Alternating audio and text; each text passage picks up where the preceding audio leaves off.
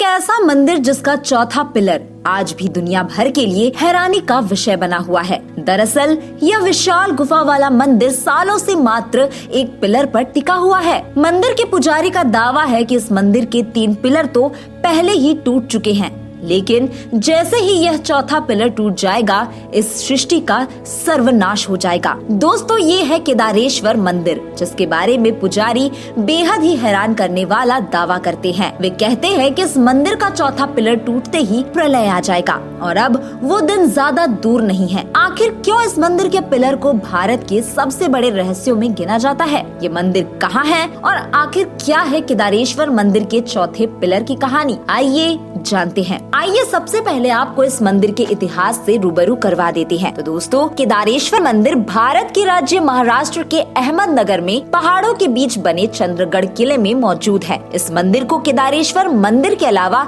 हरिश्चंद्र मंदिर के नाम से भी जाना जाता है। जब महाराष्ट्र के इतिहास की बात होती है तो उसमें केदारेश्वर मंदिर का नाम जरूर आता है। दोस्तों, इस मंदिर तक पहुँचने का केवल एक ही तरीका है और वो है पैदल यात्रा। कहा जाता है कि यह मंदिर इतना प्राचीन है कि इसका उल्लेख मत्स्य पुराण, अग्नि पुराण और स्कंद पुराण में भी किया गया है। दोस्तों, इस मंदिर में बेहद प्राचीन शिवलिंग मौजूद है जो हमेशा चारों ओर पानी से घिरा रहता है। शिवलिंग की इसकी आधार से ऊंचाई करीब 5 फीट है। वहीं जो शिवलिंग के चारों ओर पानी घिरा रहता है उसकी गहराई करीब 4 फीट है। दोस्तों, लोग यहाँ मंदिर तक तो जैसे तैसे पहुँच जाते हैं, पर सबसे अजीब बात यह है कि शिवलिंग तक पहुँचना उतना ही मुश्किल होता है, क्योंकि यहाँ का पानी इतना ठंडा और फिसलन वाला होता है कि पानी के अंदर जाते ही इंसान का शरीर सुन्न पड़ने लगता है। मंदिर की गुफा में शिवलिंग के साथ कई नक्काशीदार मूर्तियाँ हैं, लेकिन हैरानी की बात है कि इस शिवलिंग को किसने, कब और क्यों बनाया,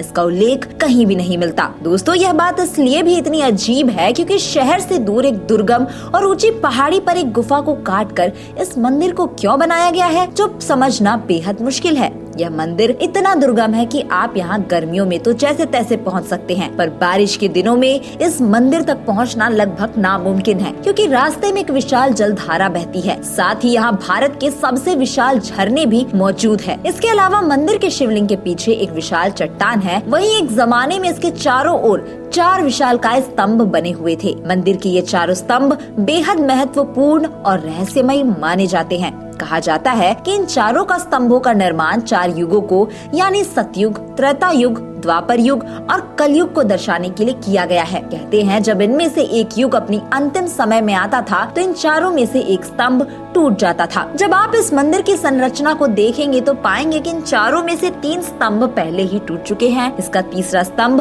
द्वापर युग की अंतिम अवस्था में टूटा था, यानी करीब 55,000 साल पहले। इन चारों खम्भों में सिर्फ चौथा खम्भा बचा हुआ है, जो कि कलयुग के अंत में टूट जाएगा और जैसे ही ये टूटेगा धरती पर विनाश शुरू हो जाएगा। दोस्तों, हैरानी की बात तो यह है कि यह आखिरी पिलर अभी से बहुत ज्यादा कमजोर हो चुका है और इसे देखकर लगता है कि ये जल्द ही नष्ट होने वाला है और जब यह टूटा तो वह वर्तमान युग का अंतिम दिन होगा। दोस्तों, अगर आप महादेव के भक्त हैं, तो कम से कम आप एक बार इस मंदिर में जाकर दर्शन जरूर करें। यहाँ आपको प्रकृति के सौंदर्य का ऐसा नजारा देखने को मिलेगा जैसा आप कहीं और नहीं देख सकते। उम्मीद है दोस्तों आपको ये वीडियो पसंद आई होगी, तो जाने से पहले वीडियो को लाइक और शेयर करना न भूले।